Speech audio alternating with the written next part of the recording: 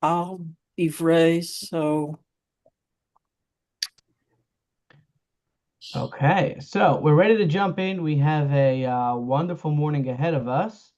Let me close this, minimize this, and see if we can find our flow chart um, to get us back up to speed of where we were, where we ended off last week. Share screen. Let me share. There we go. Okay. Does everyone see my fancy screen? mm-hmm. Wonderful. So we're trying to figure out, we're on a mission to figure out where do we, where do we know that we must say a blessing before we eat? Now, the short answer to that is because we make blessings before we eat. That's just what we do. Part of the job of the Talmud is to find sources for everything in the Bible, in the Torah.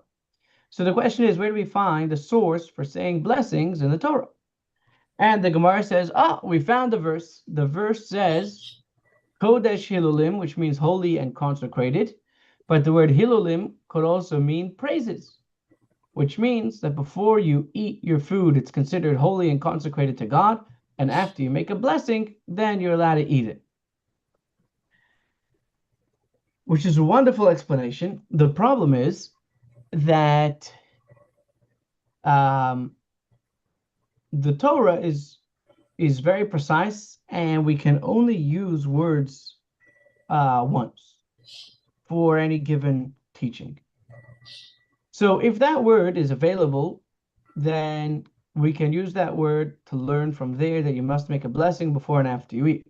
However, if that word hilulim is already teaching me something else, then we cannot use that word to teach us that we have to make a blessing before and after we eat, and we're going to have to find some other source to teach us that we have to make a blessing. We all up to speed so far? That was simple enough. So we have here our flow chart. On the left side of the chart, you see the fourth year sapling, which is what that verse is about, refers to any kind of fruit, and therefore the word Hillel is available to teach us that you need to make a blessing. So the obligation for blessings is learned from the word Hillel. But according to the opinion that a fourth year sapling only refers to the saplings of the vine, grapes, then this word is not going to be available. So we have to find another way to make this word, to learn the blessing of fruit. Even if you learn that the fourth year sapling refers only to the fruits of the vine, there's two ways to learn that the fourth year sapling refers only to the fruits of the vine. One is a verbal analogy, which is what we were discussing last week, is the wrong terminology. In Hebrew, it's called a gezerah shava, a decree of equality, a equation of equality. There you have the same word in the two different verses, and the word produce in another verse refers to only grapevines, and therefore the word produce in this verse also means only grapevines, and the law of the fourth year fruits applies only to the vine. So if you're learning from that verbal analogy and the analogous words that are used in the sentence, then the word Hillel is available to teach us about blessings. But what we're going to discuss today is the other opinion, which uses this word Hilul to teach us that the fruits of the vine of the fourth year refer only to the fruits of the grapevine. And we learn that from the word Hilul. From where are we going to learn that you need to make a blessing before you eat? That is a brief recap of what we discussed last week. And if that flew over your head or did not jog your memory, don't worry about it. We're going to jump into a new discussion in just a moment, but trying to figure out where do we learn blessings from. I'm going to put the air conditioner a little cooler here before I start to sweat, and then we'll jump into the Talmud.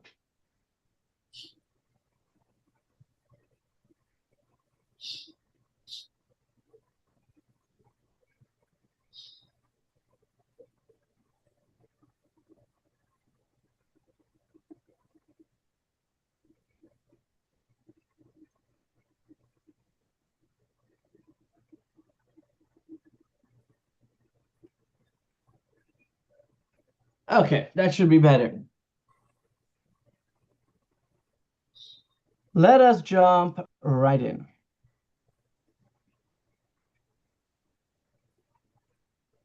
While we're waiting for this to load, how are you this morning, Brett? I'm fine. Wonderful, thank God. How about Chaim? How are you? Doing well, Rabbi. Good. And Zalman? Doing all right. Good. Still trying to get organized. Okay. I feel like that's what we do our whole life. Um,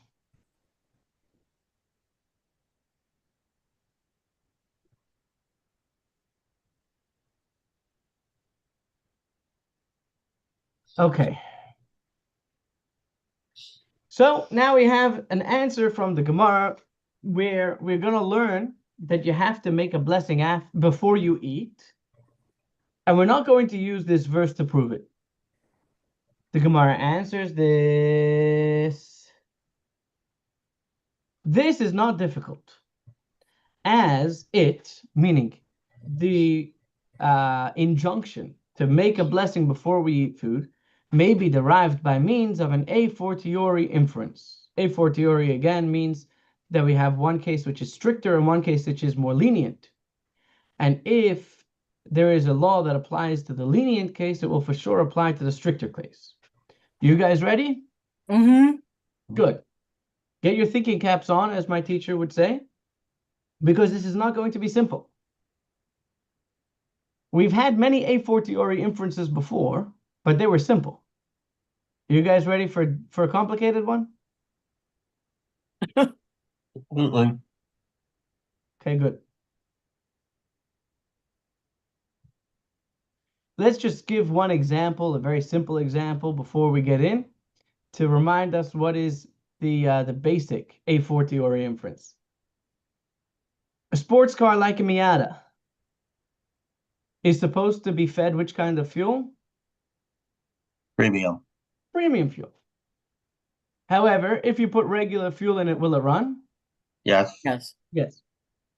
So if a fancy car that has, or fancy, I don't know if the word is fancy, but if a delicate and finicky car that is supposed to take premium fuel, a very precise engine, which needs premium fuel to run, will run even if you put regular fuel into it. A Toyota Camry for sure will run on regular fuel, right? Huh? Is that clear? Does that make sense? Mm-hmm. Yes. Yeah. Zaman, I can't tell if your video screen paused or if you're not happy with what I just said. I'm not really happy because your Toyota Camry is designed for regular fuel. So you're not really inferring anything from the Miata. Good point. Very good point.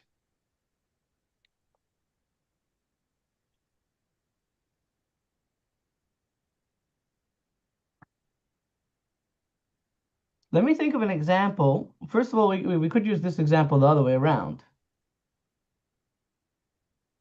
Um, but But it wouldn't necessarily be true.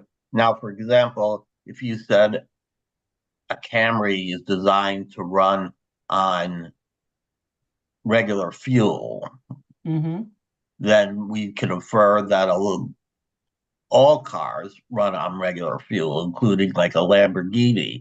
But that inference would not be true because a Lamborghini will not run on regular fuel. A Miata will, but a Miata is not a Lamborghini. right.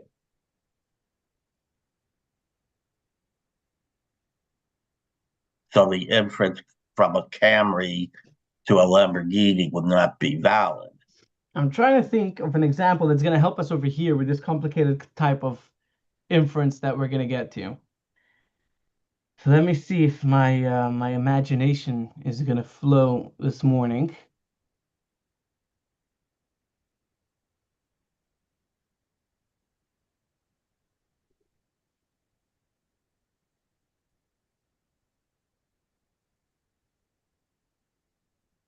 let's jump in and then we'll see if we can formulate an example to bring it down to earth. Rabbi, Does that sound good? Rabbi, I'm looking at Wikipedia for a Fritori, and it has a section Jewish usage. Okay. Ifratory arguments are regularly used in Jewish law under the name Kal Vachomer, Kal v'chomer. literally mild and severe. The mild case being the one we know about, while trying to infer the more severe case. Yes. It also means the strongest possible case. That's what I was taught in philosophy.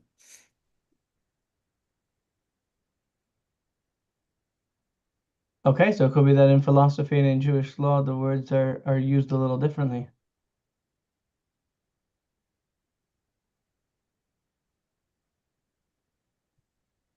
Okay, in philosophy, it's a form of argumentation that draws upon existing confidence in a proposition to argue in favor of a second proposition that is held to be implicit in and even more certain than the first. Okay.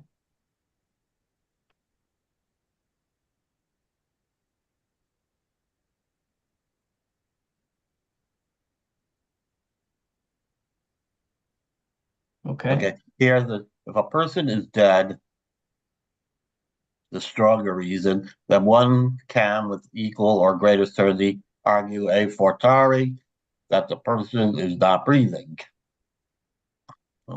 Being dead trumps other arguments that may be made to show that the person is dead, such as he is no longer breathing. Therefore, he is no longer breathing. His next relation from his being dead and the derivation from this strong argument. I heard a great joke this morning. There was a king who had to kill 3 people. He had to kill them, execute them for whatever crimes they had done. But to show that he is a benevolent king, he allowed them to choose their own death. So the first one said, I would like you to chop me off my head with a sword. So they chopped off his head with the sword. The second one said he wanted to die by poisoning. So they poisoned him. And they came to the Jewish guy and they said, what would you like? He said, I would like to die of old age. Okay, here's an example. If driving 10 kilometers over the speed limit is punishable by a fine of $50, it can be inferred a fortiori that driving 20 kilometers over the speed limit is also punishable by a fine of at least $50. Yeah, okay, good. So let's jump right in and let's see where we get to.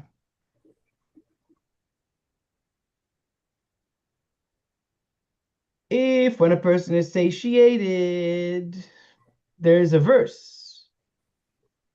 The verse says, Ve'achalta, ve'savata, uve'rachta. And you will eat, and you will be satiated, and you will bless the Lord. That is, after you eat bread and are full, you'll make a blessing to the Lord. Eating bread we'll get to later. But the literal translation of the words is, if you will eat and you will be full, then you will make a blessing to God.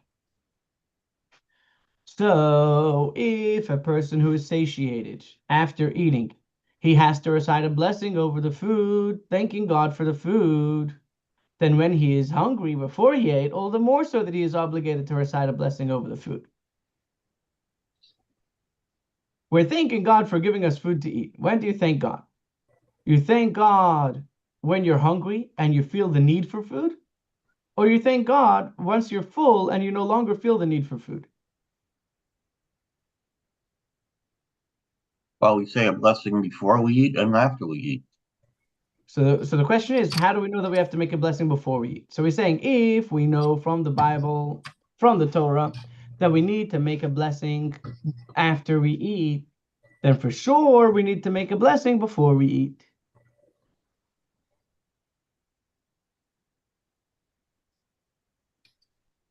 Because after we eat, we're not hungry anymore. We don't need the food.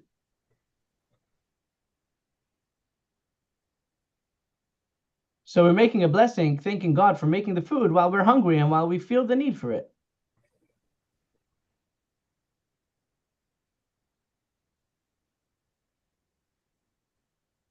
The Gemara comments, in that way we found the source for the obligation to recite a blessing over the produce of vineyards, but from where is it derived when it comes to other types of produce?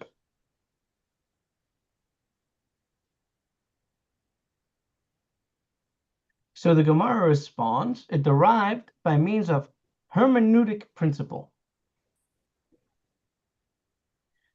Let's look what Wikipedia translates from hermeneutic principle. In Hebrew, it's called memotzinu. The central principle of sociological hermeneutics is that it is only possible to know the meaning of an active statement within the context of a discourse or worldview from which it originates. It'll be easier to just explain. Let's read the Talmud and it'll go on. What do we find from the produce of a vineyard? Let's look at the vineyard and we'll look at what the vine does, or the grapes do, and we'll see if we need to make a blessing because of what we are benefiting from the vine. Then for sure we should make a blessing for everything else as well. Let's see how that goes. What do we find from the produce of a vineyard? Just as the fruit of the vineyard is an item from which one derives benefit, and it requires a blessing, so too any item from which one derives benefit will require a blessing. Fair enough? Yeah. However, you cannot learn from the grapevine to everywhere else. In order to be able to learn from the grapevine to any other kind of food, the grapevine is going to have to be similar to all other kinds of food. And the grapevine is not similar to other kinds of food. The Gemara rejects this proof.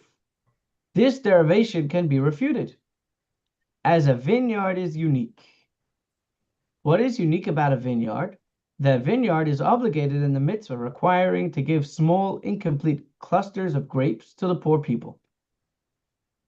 There's a special mitzvah that any clusters of grapes that are not complete must be left for the poor. This is a stringency that does not apply to other fruits. Perhaps the blessing is also a stringency that applies only to grapes. So grapes are different. And because grapes are different, you cannot learn from grapes to any other kind of fruit.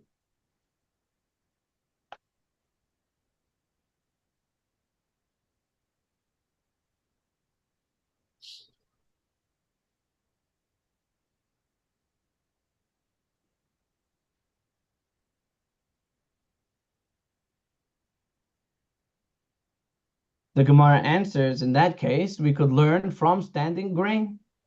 Standing grain can prove that the halacha of oilulus, these incomplete clusters that must be given to the poor people, is not a factor in the obligation to recite a blessing. One is obligated by Torah law to recite a blessing after eating bread, even though grain does not have clusters that are incomplete. And therefore, from grain, we can learn to all other blessings, that just as grain we derive benefit from, and grain, you do not have to give the incomplete clusters of grain to the poor, because there is no such thing as clusters of grain. Therefore, any kind of food from which you derive benefit, you must make a blessing on. The Gemara rejects this proof as well, because the grain also has something which other fruits don't have. What is unique about ripe grain is that it is obligated in the mitzvah of separating challah from the dough. You have to give, if anyone who saw my email this past Friday, that there is a certain part of the bread that you have to give to the Kohen from your dough, and that is a stringency that does not apply to other foods. So perhaps the blessing is also a stringency that applies only to grain. Can anyone give me examples of stone fruit?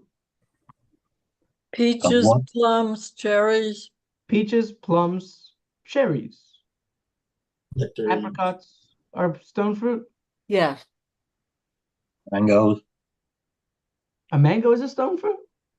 It's got a big pit in it. Yeah. What's the definition of a stone fruit?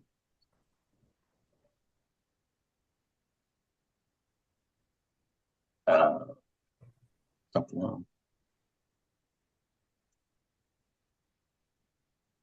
What is Yeah, mangoes and peaches, also called drupes. Stone fruits, as the name implies, have a pit or stone in the center of its flesh.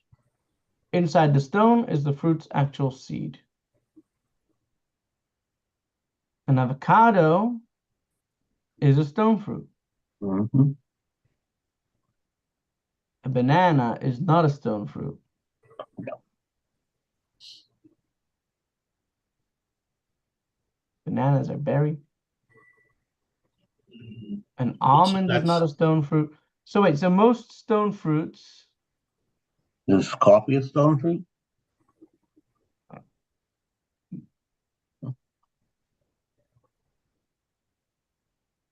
a singular pit with a hard layer making them stone-like. So papayas, I don't know if they're considered fruits or not, but those kind of fruits would not be stone fruits.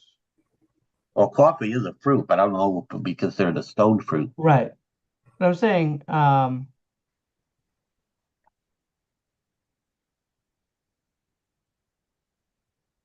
okay, is a cucumber a berry?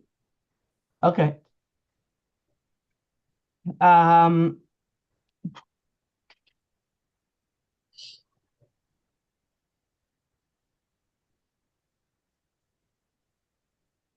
let's say, I think that this was the example that I used in 8th grade.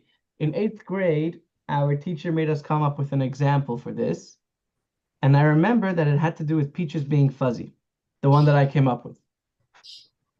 And I think it had to do with something to do with stone fruit. So let's say I know that nectarines and apricots are cold stone fruit, and I'm trying to figure out if a peach is a stone fruit or not.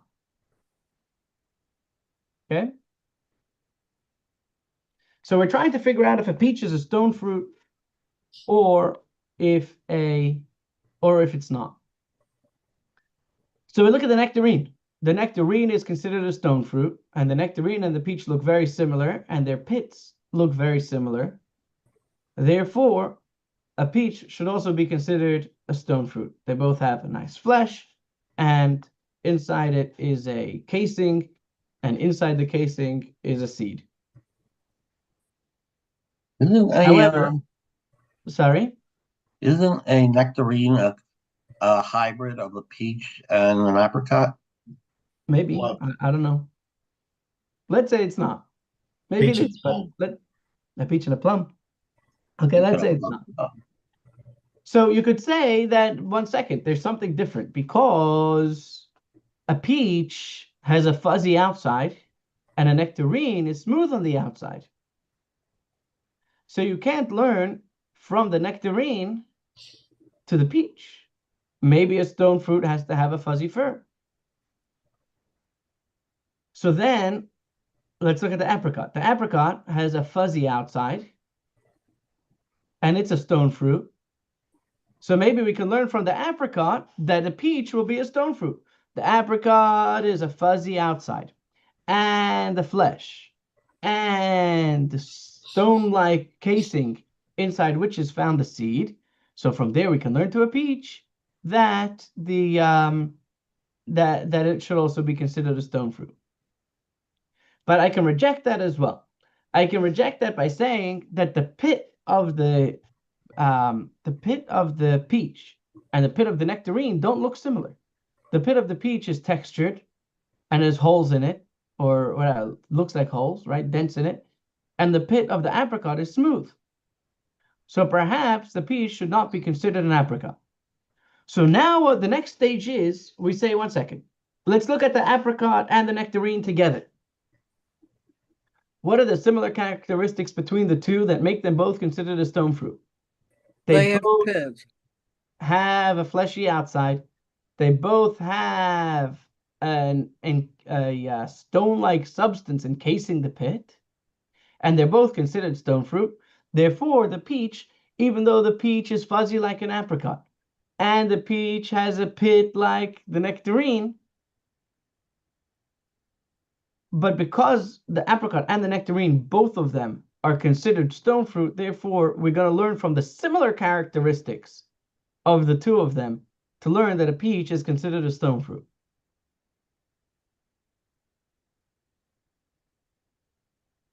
In other words, both the nectarine and the apricot have a reason to say that you can't learn from them to the peach because they are dissimilar to the peach. But when we look at the two of them together, and we look at the similarities between them, forgetting about the differences between them, we can learn from that to the peach, and now we come to the conclusion that a peach is a stone fruit. And explain a mango. Sorry? Explain a mango. Explain a mango. It's not a fuzzy. It's not fuzzy. It doesn't have a fleshy outside. It has a very tough skin. Okay, that's a good question. We may have to get there, but for now, let's put that on the side, and we're going to look at what we have so far over here. We looked at the grapes, and we said that grapes, you have to make a blessing on grapes. Grapes give you enjoyment. Grapes give you nourishment. Therefore, anything that you benefit from, you should have to make a blessing on. The Gemara says, hold your horses. Grapes, you also have to give incomplete clusters of the grapes to the poor people. So maybe you only have to make a blessing on things that you have to give the incomplete clusters to the poor people, which is only grapes. And maybe because of that stringency is why we have to make a blessing on it. So the Talmud now turns to grain. And the Talmud says, well, grain, we know you have to make a blessing on. And grain gives you benefit. Therefore, anything that gives you benefit, you should have to make a blessing on. And the Gemara says, hold your horses.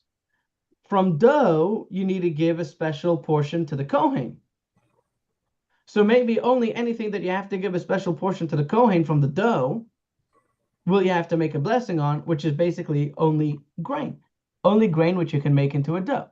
So you can't learn from grain to anywhere else. Grain has a stringency that you have to give the challah, you have to give a portion of the dough to the Kohen. The grapes have a stringency that you have to give the incomplete clusters to the poor people. So you can't learn from either of these the obligation to make a blessing by all other types of food.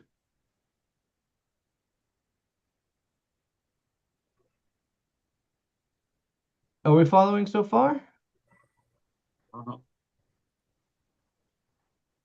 Yeah. So now comes the next step. The Gemara responds, in that regard, vineyards can be our proof because the law of giving part of the dough to the Kohen is not a factor in the obligation to recite a blessing. So now we go back and forth and back and forth. We go, okay, but vine of the grapes have a stringency that you have to give the incomplete clusters to the poor. Okay, so let's learn from the grain. But you can't learn from grain because grain you have to give challah to the Kohen. Okay, so let's learn from the grapes. And everything goes back and forth. So to summarize, instead of going back and forth forever, we come to the words are v'chazar hadin. The law goes back and forth, right? We'll keep going back and forth forever. So the derivation has been reverted to its starting point. However, at this point, the halacha is going to be derived from a combination of the two sources. Loi re'i zeh ki re'i zeh, v'loi re'i zeh ki re'i zeh. This scenario is not like that scenario, and that scenario is not like this scenario. Let's read that inside in the bold. The aspect of this is not like the aspect of that, and the aspect of that one is not like the aspect of this one. In other words, each has a stringency that the other does not have, and both have a similarity which apply to everywhere else. The common denominator is both are items from which one derives benefit, and each requires a blessing. a general principle may be derived, so too any item from which one derives benefit requires a blessing.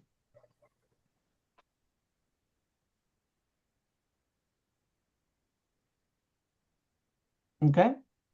So we're going to take grapes and grain together, and both of them have a side which is more stringent than most other fruits.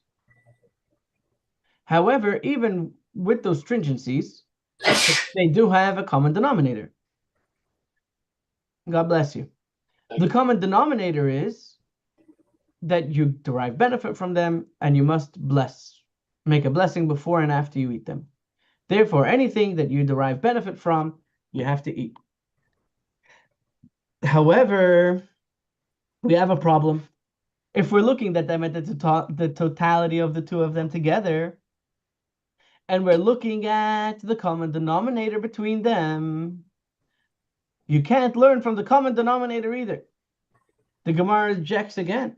What is unique about the common denominator between grapes and grain that prevents utilizing it as a paradigm for other food items? Grapes and grain have an aspect of being offered up on the altar, and perhaps that is the reason they require blessings. Based on that reasoning, although all other food items cannot be derived from the common denominator, an olive may be also derived as it too has an aspect of being offered up on the altar, as olive oil is one of the components of the meal offering. So the Talmud says, 1 second, if we're looking at the two of these together, we're going to have to look at what's common about them. Grapes go on the altar as wine libation, and grain goes on the altar as a meal offering, a fine flour. So perhaps the only things that require blessing are things like grapes and grain that go on the altar, which would include oil. And any other kind of food item would not require a blessing.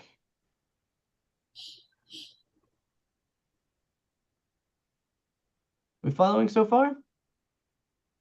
Yeah. So we can't learn from the common denominator of grapes and grain to anything other than olives. So now what do we do? The Gemara is first going to question this point. Can we really derive from the common denominator between grapes and grain? Can we learn from there to olives?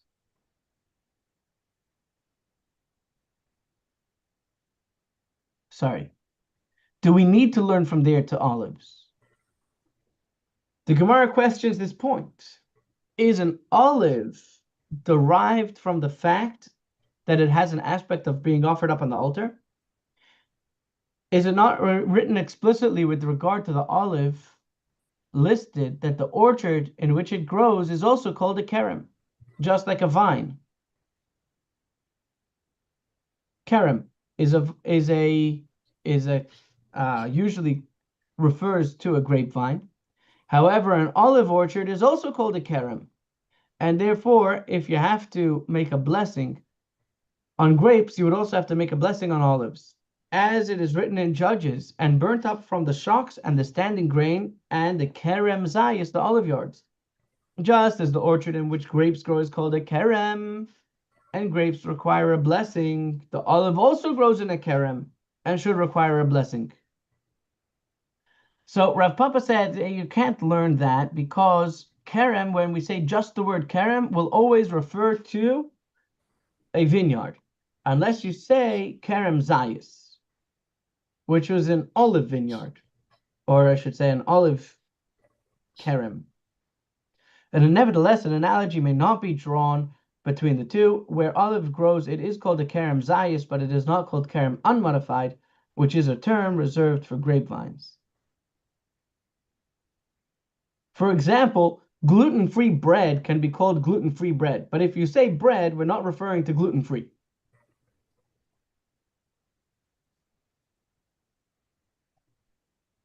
So you can't learn from grapes to olives, and so we're back to where we were, the step 5, which is that from the common denominator between grain and grapes, the only thing that we can infer is olives, because olives are also brought upon the altar. The Gemara returns to the issue at hand, noting that in any case it is difficult. what is unique about the common denominator between grapes and grain? That they possess an aspect of being offered upon the altar.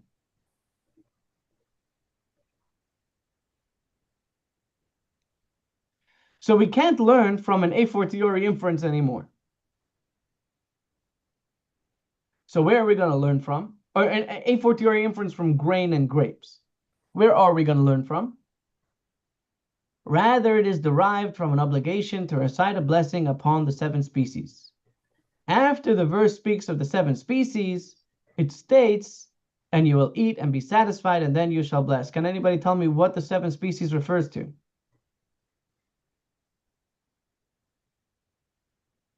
Not the same as the 7 deadly sins, is it?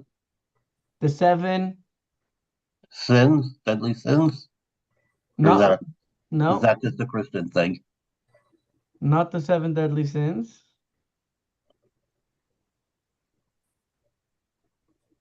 There are 7 species of food which the land of Israel was blessed with. As God said, it is a land flowing with Eretz Chita, it is a land of wheat, Usaira and barley, Vegefen and grapes, Usaena and figs, Verimoin and pomegranates, Eretz Zeis Shemen, the land flowing with oil, Udavash and the honey of dates. So we have wheat and barley, grapes, grapes, figs,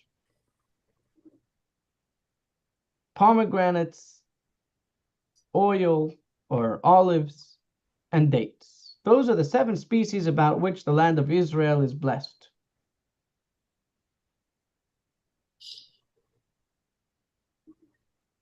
So the verse tells us that this is, I'm going to bring you into a land of these 7 species. And the following verse says, and you will eat and you will be satisfied, and then you shall bless. Which seems to imply that after eating any of these 7 species of foods, you have to make a blessing. And this is a paradigm for all other foods that they too require a blessing, just as the 7 species are items from which one derives benefit and require a blessing. Any item from which one derives benefit requires a blessing. So we're not anymore learning from grapes or grain. We're learning from the 7 species of Israel that if they require a blessing, what's the common denominator between them is that you derive benefit from them. And what do we know about them? You must bless before and after. So too, anything that you're going to benefit from, you have to bless. You have to make a blessing after. And if you have to make a blessing after, then for sure you have to make a blessing before. However, the Gemara does not like this answer because the 7 species of Israel have a special mitzvah that you have to do with them. Again, the Gemara rejects this. What is unique about the 7 species that one is obligated in the mitzvah of first fruits? Anyone familiar with the mitzvah of the first fruits? Like a sacrifice, offering, whatever. Mm-hmm.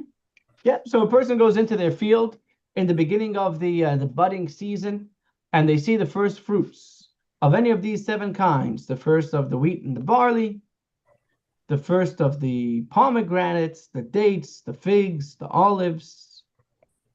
And when they see the first fruit that is growing in their field, they would go and tie a red ribbon around it. And then once the fruits are all ripe, they would take these first fruits together with other sacrifices, and they would come up to the holy temple, and they would say a special prayer. The fruits would be given to the Kohen, and it was a very special occasion.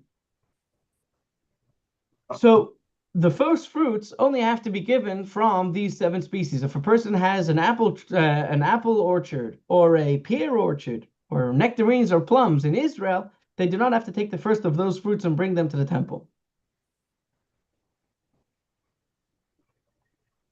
So what is unique about the 7 species, if we look at the common denominator between all 7 species, is that they are obligated in the mitzvah of first fruits.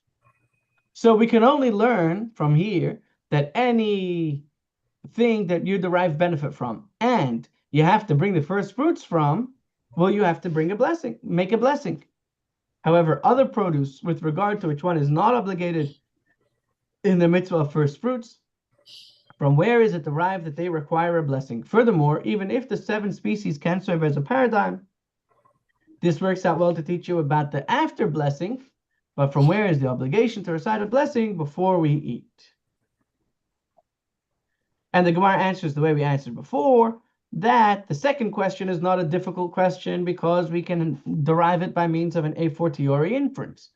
If when he is satiated after he ate and is not hungry anymore, he has to recite a blessing thanking God for food, then when he is hungry and he feels the need for the food before he eats, all the more so is he obligated to recite a blessing over food.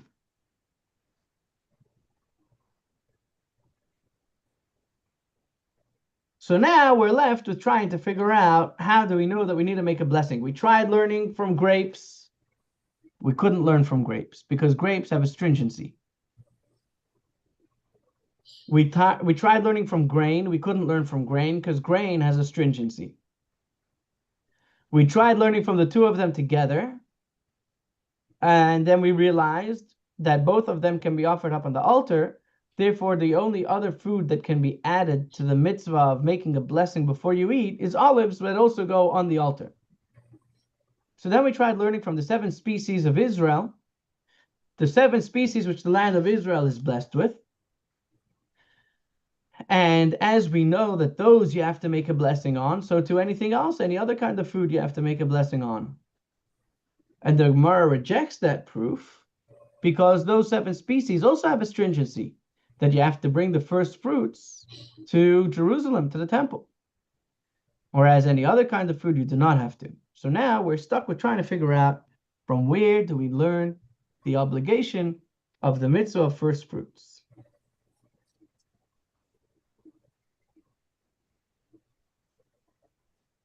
So we definitely got much more involved today than used our thinking caps and did some real Talmudic analysis, and we're definitely going to continue this next week. Tomorrow we are not having a class. Wednesday I have to take the kids to the dentist. So I will not be available tomorrow morning for the class. God willing, we'll see you either Shabbos or Tuesday. Okay. Thank you. Oh, take care and have a wonderful and blessed day. Thank you. Actually, you know what? Before we wrap this up, can everyone share if there's one thing that they learned or enjoyed about today's class? Zalman. Well, clarifying what a fortiori meant or is. It's been a while since I've done that sort of thing. Okay. But also the difference is how the Talmud regards different types of produce and crops is interesting. I mean, what's special about a grape other than you can make wine? But you can also make wine from strawberries and cherries and, any other type of fruits. Although maybe they didn't do it back then. Maybe that wasn't such a thing back then. Right. Wine is actually a great example for what we were talking about with the kerem. When there is strawberry wine and pomegranate wine and all these other kind of exotic wines, but if you just say the word wine, everybody refers to grape wine. Right. So it's a great example of where you have something that could be called wine, but if I say just the word wine without any description, I'll be referring to grapes. Thank you for sharing that, Zalman, about the differences between all the different kinds of crops and grains and categorizing. Chaim, is there something that you found interesting or learned new today? Well, just what Zalman said in the special category of the fruits that as they relate to Israel. Beautiful. Thank you, Chaim. And Bela Esther, is there something that you learned or appreciated about the class today? Yes, that if something gives you benefit, you have to say a blessing, but it seems like so many things give us blessings, give us benefit, that we're always blessing. Yeah, that's exactly it. Oh, another thing, blessings before and after we eat. You could also say that we're really two different blessings. If before you eat, we're blessing because we've been provided food, and afterwards, or we say a blessing because our hunger has been satiated. Yep, this is correct. We're going to get more into that later, but that is 100% correct. The blessings are different blessings before and after. But we didn't solve the problem of the mango. We did not solve the problem of the mango. Right. Okay. Maybe they probably didn't have mangoes. They probably never saw a mango. I wonder. I Or wonder. tropical. I mean, Yeah, hmm, that's what I'm thinking. They probably never came across a mango, so. yeah, they haven't came across a mango. Poor Okay. fellows. So we're going to learn later, how do we know that a mango, meaning we make different blessings, we learned in the Mishnah over fruits of the ground and fruits of the tree. So which fruits are considered fruits in Jewish law and which fruits are considered vegetables in Jewish law are different than science, because the categorization of a fruit and a vegetable is different in Torah law. They We're certainly looking for never different things. Sorry? they certainly never saw a pineapple. There's actually a great debate as to pineapple and hearts of palm. What blessing are you supposed to make on them? But we'll get there when we get there.